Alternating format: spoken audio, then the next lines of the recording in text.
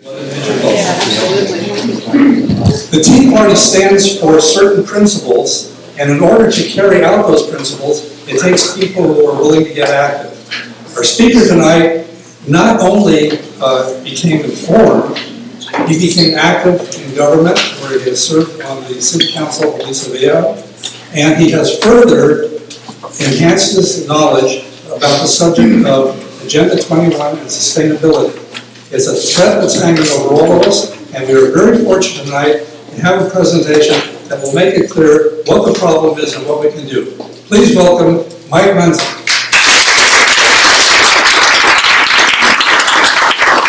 A little bit of pressure with building up now. This is exciting. I love being here with you guys, and I'm not fully aware of these because when Surf City Tea started with John over there at the auto deal there, and it's been quite some time since they've been back, so it's good to see it's back up, it's vibrant, and I'm going to move this back just a little bit, so I'm kind of filling my top of you guys here. There we go.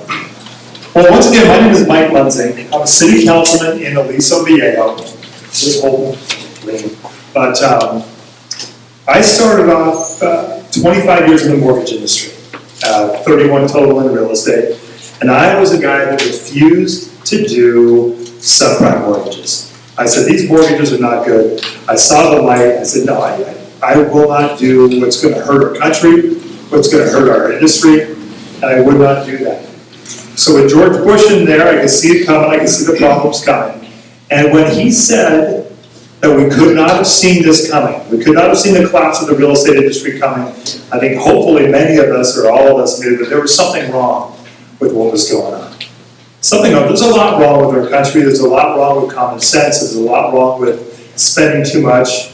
And after for 6-7 years saying that this is not going to hold up, and then we had to collapse. And all sides of the government said, this wasn't going to happen. Well, I knew I had to get involved. That's what really got me going. And I started looking at where I could have an impact. That was early on. I could see 2007 coming. They started introducing a guy named Barack Obama. I've been a lifelong Reagan Republican, been a conservative my whole life, watching the Carter years coming into the Reagan years, and how that made me feel as a young guy, and watching how we had our prisoners or our guys over in Iran. Reagan comes in on Inauguration Day, they let them all go. I said, I like the way this Reagan guy is, better than Carter. They fear him, they're afraid of him, and he didn't have to do much to make that work. So that was really instilled in me. So fast forward to 2007, 2008, I started getting involved in the election, seeing where things were going. I had a vision of who Barack Obama was. And I knew I'd always been a Republican, whether I agreed with George Bush or not. I knew I'd always been a Republican. So I said, how do I get involved? Well, I got very involved in the initial Tea Party movements. The SOC 912 down in South Orange County with Kathy and Kevin. That has sadly since kind of dissolved down there. But there's been a lot of wonderful Tea Party groups that have maintained. Very involved with some of the things that Glenn Beck and Rush Limbaugh and Mark Levin and not as much Hannity, but a lot of those guys have been very involved traveling and doing stuff with these guys too. So I've been very active from the very beginning as a grassroots Tea Party guy. When I got in 2010, Orange County Republican Party, kind of one of the group that came in to kind of fight the establishment. And got elected there, and then you could see that is soon after I learned about this thing called Agenda 21. Now, who has never heard the term Agenda 21? Anybody in this room? Okay, great. Most of you know what it is. I'll give you a quick breakdown. It's back in 1992, the United Nations held a Rio Earth Summit in Rio de Janeiro, and at that summit, you had countries from all over the world, well over 100 countries were involved, and there was a radical environmentalist through the United Nations. Who's ever heard that the green is the new red, or the red movement? Yeah, so the green movement has really been taken over by the communist red, the redistributive socialist communists have absolutely seen their into America through the environmental movement. When we thought we won the Cold War, we thought Reagan won that Cold War, and Mikhail Gorbachev, tear down this wall. Well, Mikhail Gorbachev went to work for the United Nations, with a guy named Maurice Strong out of Canada, and they've taken over the whole environmental side of this movement, and they are dead set on destroying us from within, using the environmental movement, using what they came out of the 1992 Rio Earth Summit with, which is a 40-chapter document called Agenda 21, or the Agenda for the 21st Century. Now, this is an actual real document. You can look it up online. I've got a full copy of it. But it's not that document. That's the seed that started the whole process. From that point, George H.W. Bush is the one who signed that document and signed it to bring it here. I think he was on Prince Charles' yacht. That's what I've heard. I'm not sure. But he signed that and brought it here.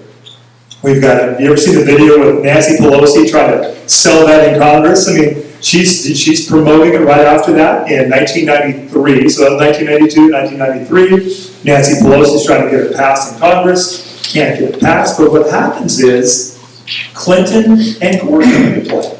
They come in and spend 7 years and tens of millions of dollars, some of which is federal funds, a lot of which is coming from what's called an NGO, non-governmental organizations. There are more organizations, more groups that are related to the government, approved by the United Nations, non-governmental organizations that pump in millions and billions of dollars into these movements. And Clinton and Gore had 7 years solid to pump this whole ideology, this whole sustainable development, Agenda 21, into every federal agency in the country. And that's why you'll see very similar movements. Well, recently, we've got the Ebola crisis, right? The Ebola crisis. You go, hey, the CDC, of course, is pointing to the Republicans because of sequester, you've cut our funds short. Well, wait a minute, you've got a $3 billion budget, yet you've only spent $100 to $200 million on communicable diseases. But they spent $500 to $600 million, Eric, this will be for you, on active transportation, walkable, bikeable communities, which is, bike trails are good, right? But hey, I was 2004 second in the state of California mountain bike champion, which was great. It was 40 pounds ago. I don't tell people that was for 40-year-old beginners, but it sounds much better when I was, got number 2. I had 2 flat tires on my final race. I would have had it, but 2 flat tires. I ran the last mile and I came in second. So, but my point is, I'm all about cycling. I love it. Hey, I should have had it. Don't knock me now. He's mocking me back there. No, but I should have. But I love cycling. Cycling's fantastic. I work with a lot of the bike groups, the bike teams, and I ask them, when the cities are trying to build these community bikeways? I know Sean Nelson we've got once again 5 Republican supervisors. And a lot of this stuff is going on under our noses right here in Orange County, right with our supervisors. And I'm going to tell you more about the boards and committees and how this is happening locally. But these walkable, bikeable communities, what their goal is, the end game of this whole thing, is to get us out of our cars, into public transportation, living in high-density housing. They're shutting down, they're making it extremely difficult. All the areas, I come from South Orange County, born and raised in Orange, but have lived in South Orange County for a long time. So we've got the Silverado Canyon, Majeska Canyon, all the areas back there. Extremely difficult to get any permits, to get in. The county is blocking them all the time. They know, those who live in the canyons, they know all about Agenda 21 because they're seeing it. They figured, why are we having so much trouble getting the ability to do anything out here? And they started looking up to try to figure out what it was. And they realized it was Agenda 21. It was this movement to get the rural folks out of the rural, out of the suburban areas, and more into the higher density areas. I've been talking about that in Aliso Viejo because right now they're trying to push a project where they take, I don't know if you've been to Aliso Viejo much, but we've got a real nice town center there, theater and shopping. It's really nice, but they want to have us put residential over new retail. And they want to put 1,200 more apartment units right in the middle of our shopping center. And I said, well, wait a minute, but we're going to get more shopping, but we need parking structures. The only way to pay for the parking structures is to put 1,200 more apartment units. Well, that's a problem because A, we don't have that many people desiring small apartment units. Oh, but they're really luxurious. I don't care. I don't care. Because the kids I talk to, I'm a lender still. That's what I do for work. The kids I talk to are still looking forward to that white picket fence at some point. They want to, I mean, Alan was here. Sorry, he didn't stay. Alan, no, I'm sorry. Yeah, but he's got his little kid. And once you start, when you're a young, single person, that sounds great. A little apartment's fine. My wife used to live in apartments, but at some point, once you have a wife and a kid, or a husband, you have a family, that white picket fence, having your own piece of property is something to live in. That's a beautiful thing. And that is the American dream. That's what we've been striving for. But they're taking it away because that won't work for the United Nations. That's not how they're going to stop us from being the greatest country in the world. That's the biggest goal, is they could not beat us militarily. So, how many of you have ever heard of not the Communist Manifesto, we know the Communist Manifesto, the Naked Communists back in 1957? You guys know the Naked Communists by Cleon Skousen. Cleon Skousen. Is it something? Cleon Skousen? Something like that. So Cleon Skousen wrote the Naked Communists, which he lists all the communist goals for America. Right on down the line. Take us down morally. Take us down take us down in every way. Using environmentalism. Promoting the gay and lesbian LGBT communities. Promoting, with what's going on in Houston. Right now, my pastor in Aliso Viejo, he's out of Mississippi and he's furious. And the pastors around the country, my brother's a pastor, my dad's a pastor, they're absolutely furious about the breach of the Second Amendment, the attack on the First Amendment, by forcing them to bring in their sermons. And that's all part of breaking down our society.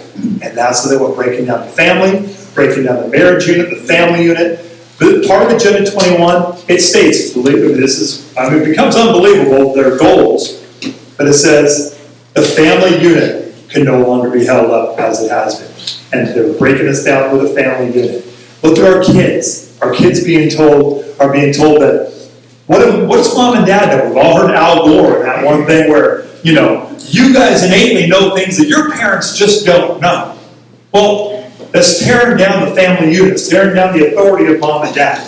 We're losing that with the school districts, the school boards. They're all breaking it down. They're down, the supervisors are down in Aliso Viejo, down in South County saying, oh my, why are 8th graders overdosing on drugs in Dana Point out of mom and dad's medicine cabinet? What do you think this environmental movement's all about? What do you think they're talking to the kids in school about? How the planet, their carbon footprint are an enemy to the planet. You can't, that's what they're telling. We've had too many people the left has been talking about overpopulation forever. Remember the eugenics movements back in the 20s and 30s? You hear about the eugenics and all that, how they're trying to reduce the population. Even Bill Gates is talking about that. But in the schools, within the environmental movement, I met a little kid, a little 3rd grader in Aliso Viejo. It was one of our community events. And we were having some environmental wheel of hell. It was something rather, kind of name thing. And this kid, it was really bad. I always fight it. But this little guy was telling me the finer nuances of composting. He's in 3rd grade. He should be figuring out how to catch lizards down the creek bed. Play Little League. Learn how to catch lizards. You're going to need to learn how to hunt. You're going to need to learn how to hunt at one point when the power all goes off because it's shutting down all the power plants. But this is the kind of thing they're teaching in our schools. They're tearing down our families, and this is all part of this whole agenda, which doesn't make any sense. So much of that, it's a good song, though. I turned mine off, I think. But that's how they're breaking down the family, because they're indoctrinating our kids. I'm blessed, because tomorrow I get to speak to 90 senior AP students at Mission Viejo High School. That's going to be fantastic. Over the weekend, I got a phone call and said, our high school is doing some sort of political thing where they're trying to talk to people from different parties, and we understand you're affiliated with the Tea Party. I said, what do you need? We'd like you to speak to 90 high school seniors on Tuesday. I said, oh, count me in. Count me in and make it every day. Because we're going to have a lot of fun with high school seniors because of all the indoctrination. I was in Cal State Fullerton a couple of months ago talking to 35 Hispanic freshman and sophomore with a former New Black Panther Party member professor, and they brought me in as a local elected, and the issue was immigration. It was awesome. It was wonderful. I had them surrounded in about 10 minutes. It was awesome. Because you can make the case for almost anything. When you've got a Mitt Romney who can't make the case for why raising the minimum wage is bad, we've got real problems with our leadership in this party. When you've got Thad Cochran messing with saying what he was saying about Chris McDaniel in Mississippi, it hardly makes you want to get out and walk the precinct. Because, hopefully next year, we've got new leadership in the Republican Party, and locally in Orange County. I'm thinking Fred Whitaker out of Orange is probably going to be our new chairman. And he's at least waking up, and I've been beating him in the head for a year or two because he's an elected city councilman about what this Agenda 21 issue is. Let me go back a little bit. I got elected in 2012 to Aliso Viejo because I went to their workshops because they were working on Aliso Viejo's Green City Initiative. And I had been studying Agenda 21 and immediately went to the workshop, and it was exactly what they were talking about. It was all the different things, when they talk about complete streets with roundabouts and all their little warm and friendly, innocuous sounding issues that they're trying to push, because they talk to guys who are psychologists and social planners and behavioral ideal guys, and they have learned what works and what doesn't work, what people listen to, and that's why they don't use the word Agenda 21 anymore, because they learned early on it sounds conspiratorial. So we're not going to use that anymore. We're going to say sustainable development. We're going to say complete streets. And they've got all these names that you can look up, and those are you have a dog whistle, listen for what they're talking about, because these are the things they're talking about. And all of it is Agenda 21. Common Core. We're all fighting Common Core in the schools. It's part of Agenda 21. It's part of the indoctrination side of it. Obamacare. The cataloging of everybody and everything you do. Once you get into a new Obamacare, do you have a gun? Do you own a gun in your home? Do you do this? How many people live in your home? Tell us more about your neighbors. It's all part of the cataloging. They got the computer systems to do it now. And that's what they didn't have in years past. Now, what do you think that big NSA site in Utah is all about? They can catalog every conversation. They can get every bit of information. They can cross-reference it. We all know what's going on, but who wants to pay attention to this stuff? But they can't build a website, Mike. But they can't. But you know what, though? That's by design. That's by design because, oh my gosh, we tried to do Obamacare, it was too hard to do. So we just need the government to take everything. Oh, we didn't nationalize that healthcare because even running the website's so difficult. Because after all that social media that Obama did in 2008 and 2012, you think they're going to have trouble with the website? No, it's all by design. It was a $1 billion website to Michelle Obama's friend. So yeah, it's all by design, I'm thinking. So I get in there, do Aliso Viejo, go to the first workshop. How many of you ever heard of a term called Delphi technique? Delphi. It's a Rand Corporation in the 60s. They're doing a deal trying to figure out how to, I don't want to say brainwash, but it's how to push an idea. You've got to get a proposal or an initiative. You need to get what they call consensus. Consensus is, gee, we've got this fantastic plan. We've got this whole plan over here that we're trying to put this plan through. We want to get that through. It's what we want because the United Nations likes it and we all like it. But we've got to get consensus in the community so everybody's bought into it. So you have workshops. You go, we're going to have 10, 12 workshops. And we're going to have a facilitator who's going to be promoting that. We're going to say we want community input. But they only want community input that backs up what we're doing. Because if you say that, well, what about, this is now, which isn't what we want, but, well, wait a minute. You don't like it. What's wrong with you don't like the environment? Why should you hate the environment? This guy hates the environment. And then they'll ostracize the guy who brings up anything that doesn't agree with it. Oh, but you're right there with it. So, let's give him a hand because he's a really, really smart guy. And he's great. You know what? You'll help lead one of our work, and then go ostracize those who don't agree and make you feel bad. And then you get initially, and I suckered right into it. I was ticked up. I'm elected out here. What are you talking about? wait, oh, what's wrong with this angry guy over here? Oh, now he's angry, ooh, angry white guy, ooh. And it was just, I mean, they had me hook, line, and sinker in that thing, because I didn't know what it was at the time. So this is, I think 2011 probably. So I go to the first workshop, ostracized, treated like hell, had all the little, warm and fuzzy environmentalists, and I wonder why, what's wrong with walking to the store? Can't you walk to the store now? You can walk to the store. You don't need this initiative, so you can walk to the store. You can ride your bike to the store. But the problem with a lot of these guys is, ideologically, if they think it's a good idea, they want to make everybody else do it too. So, I heard that in one of the guys in the meeting said, well, one of the meetings I've been in, so many of them in the last bunch of years, but guy in San Clemente said, we have the workshops, we have the meetings, and the consensus in our community, he used the word consensus, so I knew he was in the meetings. In San Clemente, the folks want to be able to walk and bike to the stores. I said, you ever been back in Talega? Talega's way out there in the hills. You get mom with her 3 kids on a golf course is not going to, they've got their expeditions, they've got their excursions, they've got their nice cars. They're not going to walk to the store. If you're a block or two off Del Mar, my office is down there. You walk right into my wheelhouse because that's where my office is, so I know the area real well. Yeah, I like walking 4 blocks down to Del Mar, kind of hanging out. If I have a light day, I'll walk down and grab a bite to eat and enjoy Del Mar and walk back to the office and get back to work. Yeah, because that's my choice. Because it's a beautiful area, but not when the government forces you to do that, because they take away. I mean, I've heard a conversation in Newport Beach, they're talking about making that down to 1 lane on PCH. Yeah, that's what they talk about. If we make it 1 lane, then people have to do something else. And that's why they're taking your choices away.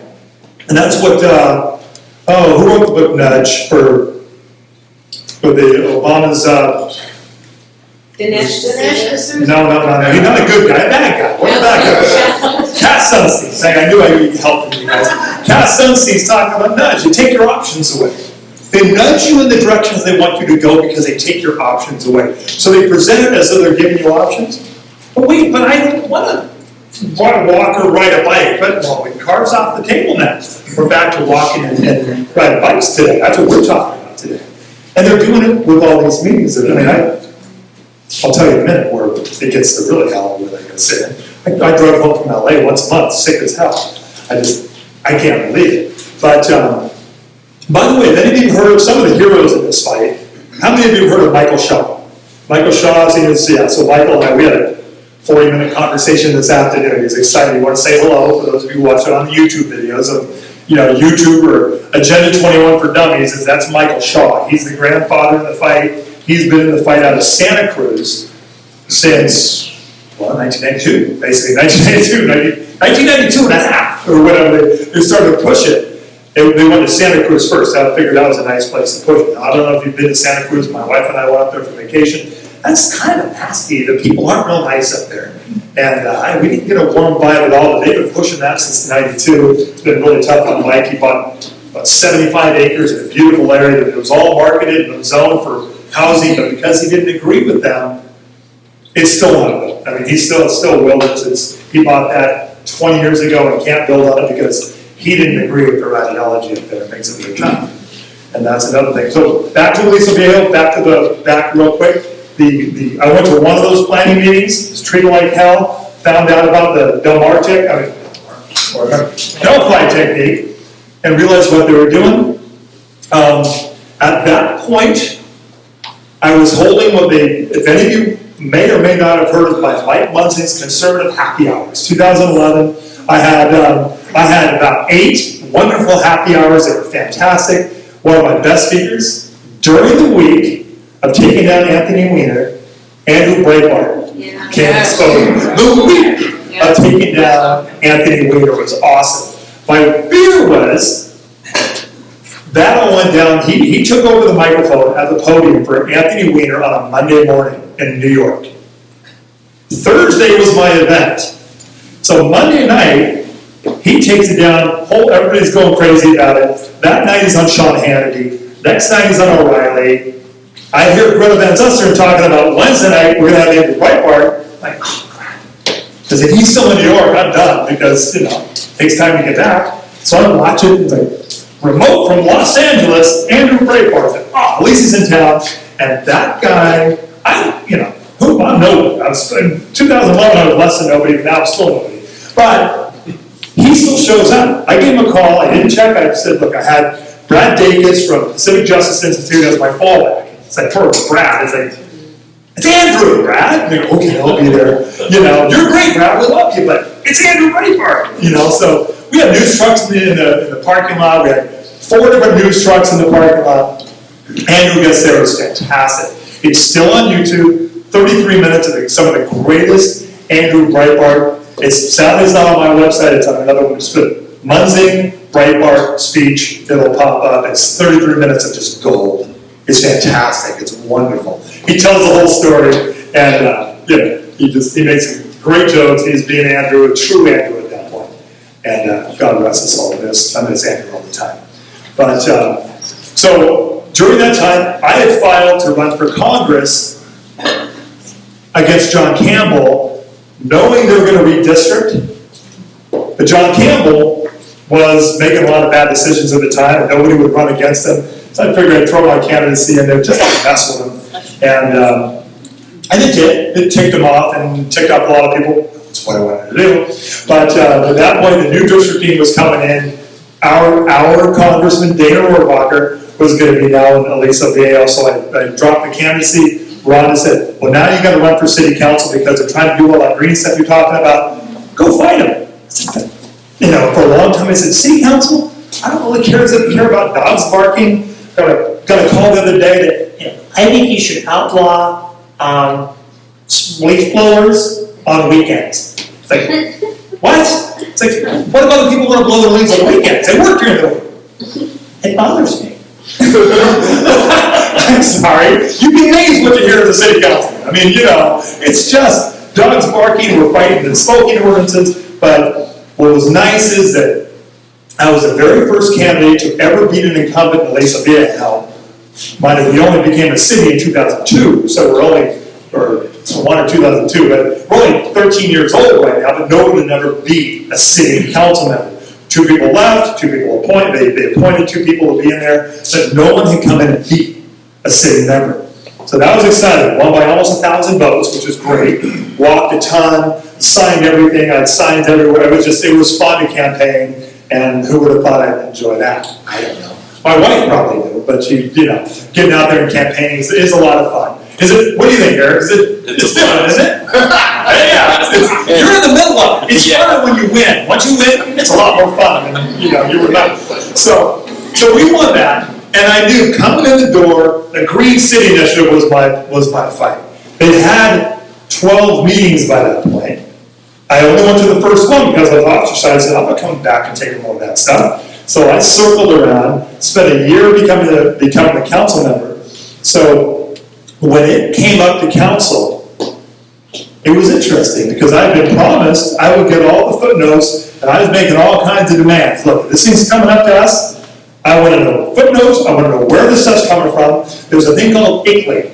ICLEI is an organization based out of the United Nations that started a couple of years before the Agenda 21, before 1982, so 89 to 90, this thing kicked off. It's the United Nations, and they're the ones that write all the regulations. They pump in through this ICLEI program that gets into all our cities, and they join, we got to join ICLEI USA because it's all sustainable good stuff. No, it's all the United Nations pumping the Agenda 21 through all the government, and ICLEI is what Elisa Viejo had joined a year or 2 before as well. So they took all the notes out of ICLEI to put into their Green City Initiative. So it was, once again, it's not run by the city people, it's run by the United Nations, pumping all these sustainable ideas, all these radical leftist, destructive, anti-people, anti-environment. You got to go to your schools, you got to indoctrinate the kids even more than they're already indoctrinated. If you want to sell your home, you got to double pain, you got to do,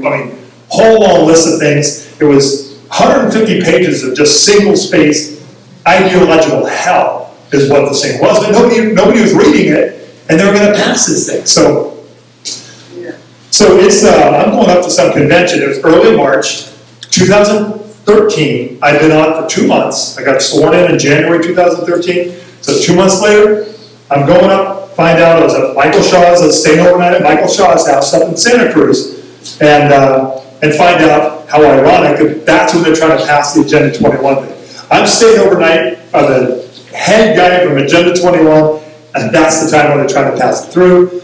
I raced home from the convention, stuck my city manager up against the wall there, and said, you know, you will postpone this 2 weeks. I go, I'll back off on all my demands, all the promises you made me about all the footnotes and everything, I'll back off all of that. I need 2 weeks. You postpone it, you table this thing. It's called tabling. I didn't know all these words before I got to city council. So I tabled it, pushed it off for a couple of weeks. So they tabled it. And then I came in a couple of weeks later. That's why I spent that 2 weeks. I reached out to every scientist, Bert Rattan out of Coeur d'Alene, Idaho, Chris Horner out of Virginia. I had friends and scientists and others that I know in the industry in the fight all over the country, and I got that plan out. PDF sent all over the country. A lot of them came back, have you seen this video? Look, I don't want to see your video. I don't want to read your book. You take this document, take a page, write a question. Because I talked to a friend of mine who didn't know about it and said, how do I kill something? You bury it in questions. You bury the staff in questions, and that's how you kill it. I went, I can do that. Because I had already worked the hell out of the other council members. They knew where I was, and I was never hiding. I said, look, I ran for this position to kill this thing. My whole goal in life is to kill this thing. If you're going to beat me, I'm more than happy to die on this hill. But you got to die on another hill to beat me. So you lay it out. You lay it out clear. You lay it out. There's no middle ground. There's no compromise. And sometimes you just got to win. And that's what everybody knows. The guy who compromises wins. No, the guy who's committed wins. The guy who's willing to do anything to win wins, because any little piece of it, it's like Obamacare. One little part of Obamacare you want to pull out of that thing, it's cancer in our society. Every little bit of that thing was written to be a cancer in our society. And you know one of the guys who wrote a lot of the reasons why the little bureaucrats, the little 20-somethings who helped write that? Not the congressmen, they didn't write it. The little 20-somethings write that, because you know what they're doing now? They're off making millions of dollars being consultants, telling companies how to live with this program. They write it so complicated that the consulting class, which, Eric, you don't know, that's what's out there. The consultants, the attorneys, the lobbyists, those are the guys making all the money now. They're the fat cats making all kinds of money on the government. I mean, the consultant, every consultant that we have to deal with for CEQA and all the governmental regulations on environments are making $1 million a year or more. Because the other one's trying to help us figure out how to deal with these oppressive laws that we have to do it. So, getting back to March of, early March 2013, I started getting the questions in from all over the country. I'm writing a bunch of them, others are writing them. I took a couple weeks off of work, and this is all put together by a gentleman, our director of planning. This is his brainchild. He's a doctorate from Berkeley, socialist doctorate, redistributive, collectivist ideology, doctor from Berkeley who's bought in, hook, line, and sinker in this whole idea, and that who's the guy who was pushing this whole thing. So I started getting these questions in, 5, 6, 10, 12, 15, every 3 or 4 hours, I'd be sending them questions. Then, hey, finally got a couple of weeks, I'm going through your document, hey, and then I'd send them 10, 12, 14, 16, 20, 244 questions later, detailed scientific questions, written by meteorologists, written by climate scientists, whatever they want to call themselves, written by people who are our side, who understand that global warming is not happening, it's purely a tool of the left to get us to give up our freedom out of the fear of the planet melting. And I'm sorry, I am a very big Genesis 1:28 guy. Basically, paraphrase, God created us in his image, and this is our planet. He designed it for us to have dominion over birds of the air, fish of the sea, animals of the land, and over all the earth, which includes our resources under the ground. So to not drill and not frack and not to use that, for me, is a sin against God, because it's a gift. You don't think he knew about that? I think he did. He designed all this plan, you know? So we pray in the beginning, and for me, that's the sadness, is that these are provided for us so we can grow, so we can survive, and we can thrive and succeed and kick butt. You guys had, anybody around for Bill Whittle? Bill Whittle spoke when he voted? Yeah, I love his comment now. It's like, you know, the Republican Party is living so small now, we're supposed to be, excuse me? We should be the party of fast cars, hot women, and big guns. You know, it's like, just go and succeed and be cool. I want to be the coolest kid on the block. All these little kids who want to live small, as Bill says, well, if we're losing to the USSR and their big guns, and that's fair, that's an equal fight.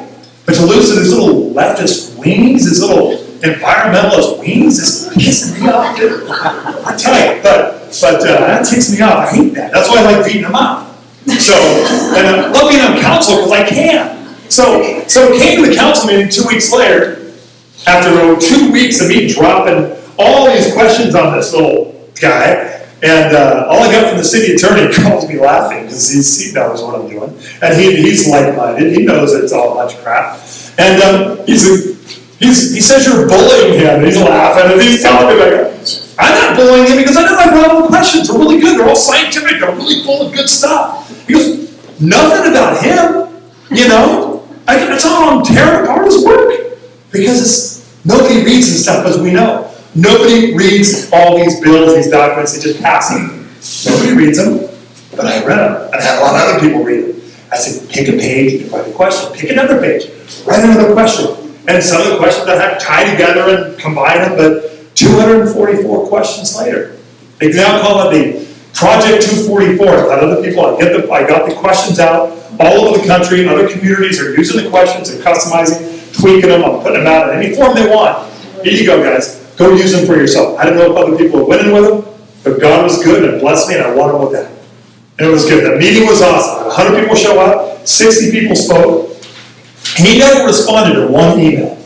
And I hit every department head in the city, and I picked other council members. You can't send them more than 3 council members because otherwise it becomes a Brown Act violation, which is all that other nuancy stuff that you'll learn. But so I hit different council members for different emails, and everybody knew, this is going to be ugly. So we had a bunch of people showing up on March 20th, 2013 for the showdown, and once again, 100 people showed up, people flew in, I had people speaking from all over the place, and then it came down to me, and it was fun, because I just said, you never answered one of my questions. And the big one was, I said, I've asked you 244 questions without one answer. I said, and I asked him some questions, and he was so ticked off. These are not rhetorical questions. Grab your microphone and start answering my questions. I go, we got all night. I got nowhere to be. I said, this is what I do. And I said, we'll be here all night, guys. So, get comfortable. We're not leaving. I've got 244 questions to cover. And the council was like, they didn't want any part of it, which was cool. The one question I did get is, where's the water coming from? Everywhere we go, we're told, this is the same thing, everywhere, from the water district, to the state, to a group I'm going to tell you about in a minute, to all these different areas, they all say that by 2035, scientists predict that, screwed up right off the bat. By 2050, scientists are predicting that the precipitation, which is what? Rain. Precipitation is going to increase by 12 to 35%. Now that kind of flies in the face of all the drought stuff I'm talking about. Oh, droughts, oh God. No, this is the other one you're talking about. So 12 to 35% by 2050. So that is going to say that sea level is going to rise by 55 inches by 2100. Where's the water coming from? Because precipitation is rain. They're not talking about melting ice caps. They're not talking about melting icebergs. And if you ever had a glass of water full of ice, when it melts, it doesn't raise the water level, just saying. But I was asking him, I said, look, there's not been one drop of water added to this planet since its creation. Where's the water coming from? He's like, well, okay, let me put it another way. I said, the planet has approximately 290 million square miles, of which 70% is water, which is about rounded to 230 million square miles. So if you raise that entire thing, because water all raises together, right? We all know that. So you're raising that by 55 inches. I'm just saying it's about 409 billion acre feet of water raises. Where's it coming from? The guy was just, I need to borrow. Oh, right here, I got a plan, right here, it's a little plan, a little thermometer. It's, this document mentioned global warming 34 times. 34 times it mentioned the Earth is warming in the document. I showed them other studies that say the Earth is not warm for 15 to 19 years, depending on how you're looking at it. So where's the warming? So it was fun. It was a good night. My wife said it's her favorite political night ever. Which is great, because, she doesn't come much, but when she does, she has a good time, and it was fun. Glad I could perform well for her, and make her happy. But, once she comes out, I want her to enjoy it. It was about a 4 or 5 hour meeting. It's like, you think, but it was a nice draw. But needless to say, if you can't get the votes, because remember, I've got other council members who've been approving budgets for this thing for up to 3 years. $500,000, 3 years of work into this, just for the cost of the consultants to write this thing. So you can't ask the council to vote no when they've approved $500,000. So what you got to do sometimes is just never allow it to be voted on. You still win. If they can never vote on it, and right now where it is, it's sitting with my new city manager, because the city manager that I beat the same way, he quickly went off to York, London. He said, "I'm out of here." He started looking for another job pretty much immediately. So the new city manager comes in, good guy, he's like-minded, he's awesome. So sometimes you got to change the landscape too. But we always do. That thing's behind his filing cabinet.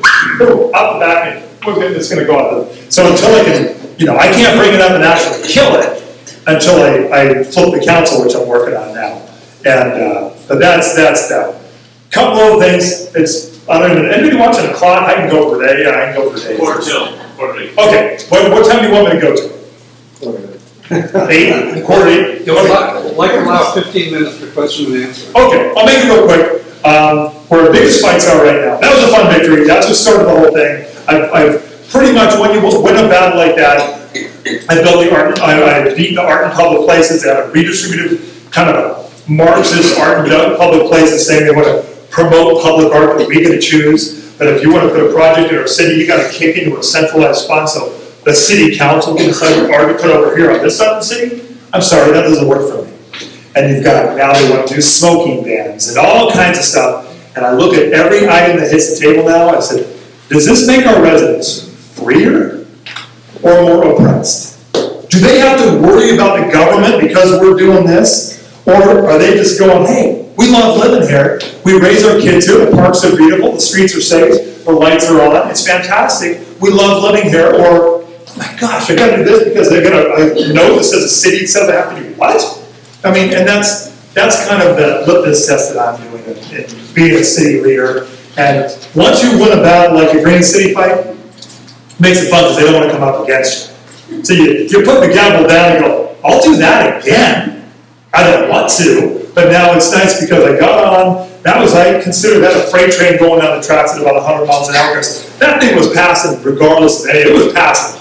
But I had to put a monumental effort in to knock it off the tracks.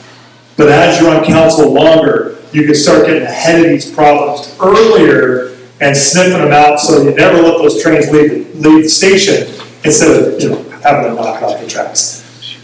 But now it's really going on a broader level. City level, that's great. That's a fun fight. Huntington Beach, you guys got your density issues, but the ones who are giving you these density issues, and how many of you have heard of SCAG? Southern California Association of Governments. Of course, I'm a regional council director on SCAG, along with Matt Harper and others who are supposedly guys who are on the conservative side of things. Sadly, Matt sits in the back and doesn't say much. And when it has, and I'm not knocking that, because I like that, and I'm actually backing that for assembly because he's going up against Keith Kerr. So I don't want to use the lesser of two, I'm not saying that, but Keith we got to raise the seawalls because we really do believe that the earth is melting and the seas are rising, and you're done with you. And the city hall, the Cosmet City Hall, as they say, is a nightmare, and the bunnies are cute, but come on, seriously. That's abuse of your leadership of the city. So I'm behind that. But I sit on SCAG, and the fun thing was, that was one of the first things I did do. 2 weeks into being on council, I'd already been the head of SCAG, a guy named Hassan Akrana, which sadly, he's a nice guy. He's doing bad work, but he's actually a nice individual and handles me fairly well, because 2 years before I got on there, I was at a video camera screaming at him, calling him a Marxist. Come on, talk to the camera, look just like that. I was like, talk to the camera, you Marxist. But a little more rowdy then. But, so then I come walking into the regional council member going, hello? He knew he was a matter of God. But he and I have been good friends, because he knows where I'm at. I can talk honestly with him. And, but SCAG itself is the one who are handing down a lot of these regulations. The regional housing needs assessment, the RENA numbers, on how many high-density housing units every city has to put in. This is all part of Agenda 21. They're forcing everybody to build all these high-density housing. They don't care. They say it's for low-income housing. None of it's rent control. It's all about density. They're not talking about rent prices. They're talking about density. So wait a minute, low-income housing, but you don't care how much the rents are? It's only, Robert Ming down south in Laguna Niguel. They're building something called the Gateway Center.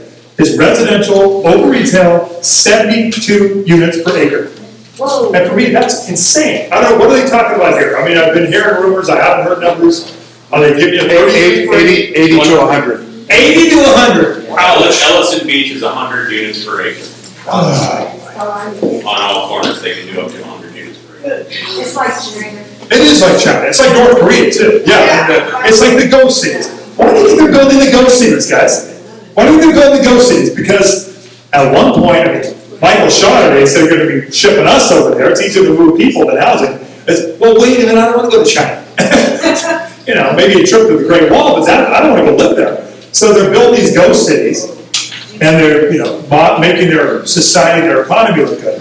But SCAG is the big nasty one. How many remember Measure M? Measure M 2, and Ron's here. I think he's about to take the microphone. So Measure M. A couple things to remember. This is all going on. Research Agenda 21, but it's all happening right here. Have I given you some ideas? I gotta go off on a rant. I'm sorry, guys, but it's there's so many fights out there. And right now, I want to start doing Freedom of Information Act, public information requests, because these environmental groups are the key. The Measure M 2 money, those transportation bond monies, the things we all approve. We got environmental mitigation is what they're using to go take our money, take our tax money. They go out, they buy land around the national parks, and then block human contact. So not only are they getting, the environmentalists called the Emerald Necklace. They're buying all the land around the parks, shutting off human contact. They go, yeah, but I can't get to the park. Oh, sorry, we got this environment where it's all environmental. No, you can't do that. You can't go there because we're having the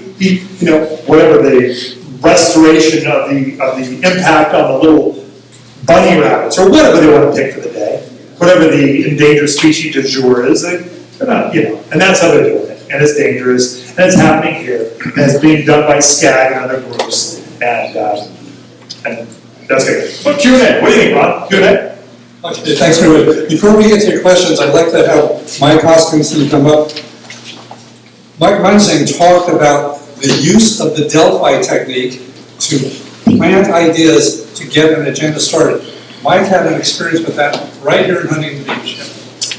Thanks, everybody. I was at the general plan update meeting last March that a few of you gals took me to. I didn't know anything about Agenda 21. I had no concept of it. I'd heard of it, but I didn't really know anything about it. We were sitting in what they call a visioning meeting at tables of 10 people, and I dared to utter an opinion that I thought paying off our debt was more important than building bikeways and all the other garbage. A woman stood up and started screaming at me. And as I'm not much of a wilting daisy, I screamed back at her. But it made me so curious that I started researching. Then I heard about a forum that was happening in San Francisco that Mr. Mike Munzing was speaking at, and a number of other folks. Michael Shaw put it together. It was like all the lights came off. It's a this is a big deal. So then we came back and started seeing all the things that Mike is talking We have about. that series on video too, if you wanna see it. Yeah, they're phenomenal. Seeing all these things, all these dots come together and saying, this is real, and this is happening everywhere. It's happening in rural America, it's happening in our town, it's happening in urban America, it's happening everywhere. And what I've done is try to build awareness, and to the point now, we've got a Facebook forum in town that a lot of you know about, and some of you don't. It's called Huntington Beach Community Forum. And I've started an offshoot of that. It's called HB Against High Density. And we've got 500 members plus on there now. And I'm slowly building a library of documents and videos and things of that nature. So that's a really good resource for people to sign up for and go to HB Against High Density. And it'll take, from what Mike's talking and go further than that, and you can start to see how it really connects the dots. Because it is firmly ingrained in our town right now. And we have a leftist majority of our council that is rubber stamping this stuff every 2 weeks right now. So critical that everybody gets out and votes in next week, a week from now. Liberals vote 2 weeks from now, we vote a week from now. So that will go a long way to enable people like Eric and Lynn to put the kibosh on this and slow it down or stop it. So HB Against High Density, Huntington Beach Community Forum, join up, let's all get involved and get knowledge together. Thanks.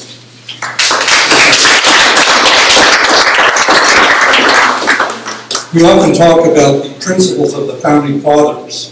And if we recall our history, when our nation was young, there were only 3 million people, we had 2 political parties. But they got things done because members of both parties agreed on the ends, the goals of what they were going after. They disagreed about the means on how to get there.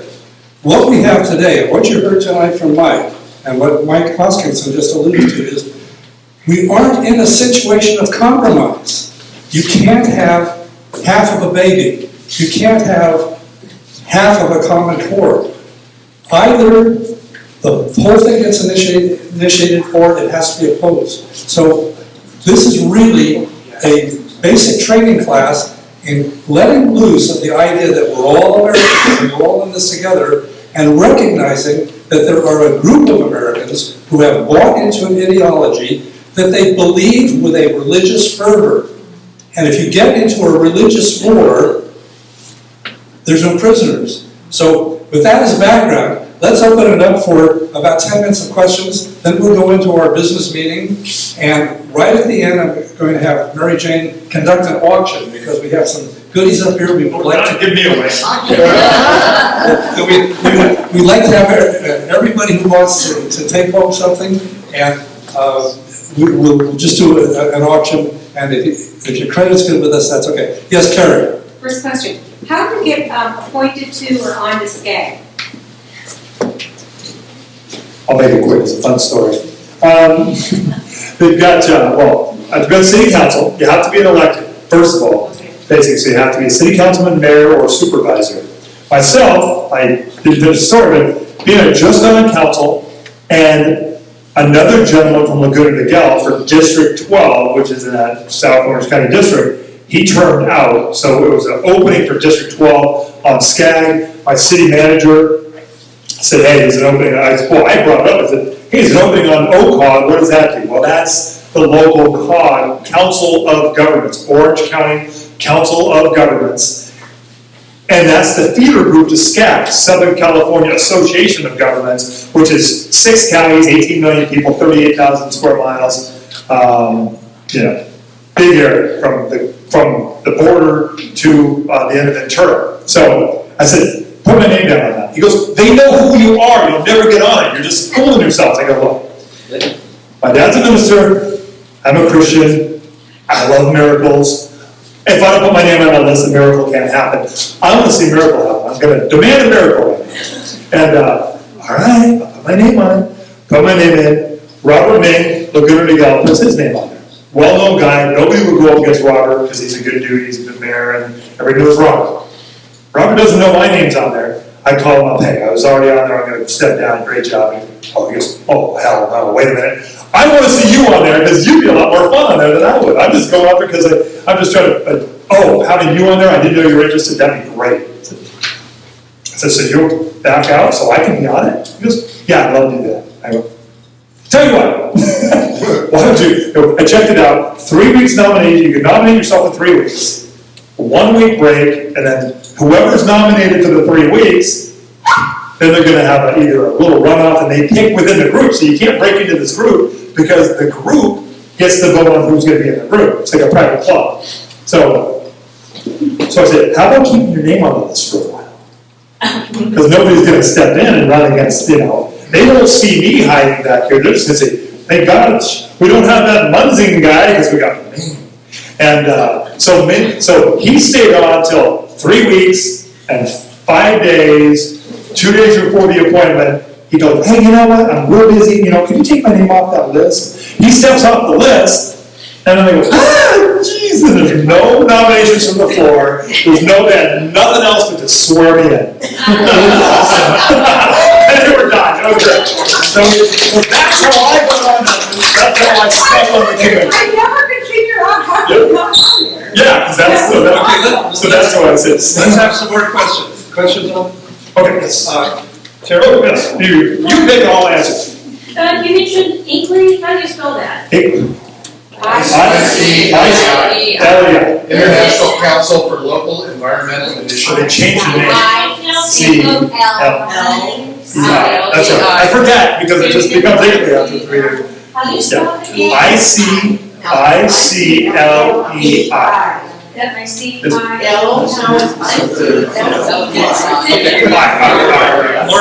you have Which is right. Yes. I'm on the Fountain Housing Advisory Board. Okay, we don't have one of those. We have to approve the housing plan of how many low-income housing you're gonna have to do and all that. Right. Is there enforcement? Does SCAG have any way of, I know they make you do the plan. Right. And it's something like Well, that. this is where they get tricky, is that they go, you need to rezone it, but that doesn't mean you have to build it. Yes. Well, the problem is, once you rebuild it, let's look at your limit. Once you rezone it, something becomes more valuable for the developer. Because they can build a super high density thing. Look at the fight that going on in York Linda where they failed on the recall, but because the previous council rezoned it, and then the new council said, and the developer came in and said, well, we rezoned it, we gotta let you build it. So you're losing all the control. So you're in the housing authority deal, but RENA still tells you as a city, I don't know what's the number here? Do you know the number of how many low income? Ours was at 900, and we're trying to. Ours is like 350. Okay, so we were 1,800. Okay, so it was huge. I mean, and this is the way I put it. So look, because I'm on the council, and I've had to be part of the rezoning, and I always say, look, by that point, we're the end, and they're the shoe coming down because they can nail you. Back to the question of, look what happened in Mission Viejo as well. They had that big super Kmart up there where they didn't do it appropriately, didn't do the numbers appropriately. Well, then the state takes over your zoning authority. The state will come in and take your zoning away from you so you no longer have control of your city. How's that for regionalism? It's called regionalism, and they're trying to make broader regions. They want to get rid of the cities and build them into broader regions. Is there an enforcement? Does SCAG, and the way SCAG enforces it is you're saying. Well, SCAG appoints the numbers. The Regional Housing Needs Assessment figures out how many low-income housing. What SCAG is trying to do too, cap and trade, which is entirely a redistribution of wealth away from the companies, and now the money, the $1 billion coming from cap and trade is going to be applied to low-income housing and the needy. It's all, it's got to go for the needy, so that's taking the money from the successful businesses and giving it to, illegals or whatever. I mean, that's what they want to do. It's got to go toward needy causes. Hey, Mike, can I add something here? Yes, Mike. I read a couple months ago, I'm always scanning the local progressives for what they're up to, and I found a meeting in Santa Ana from a low-income housing advocacy group, and the meeting was about global warming. I piqued my curiosity. Well, why is low-income group have about global warming? Is that the Kennedy? Yeah, it was something like that. Kennedy group. Yeah, so I went there and just sat and listened.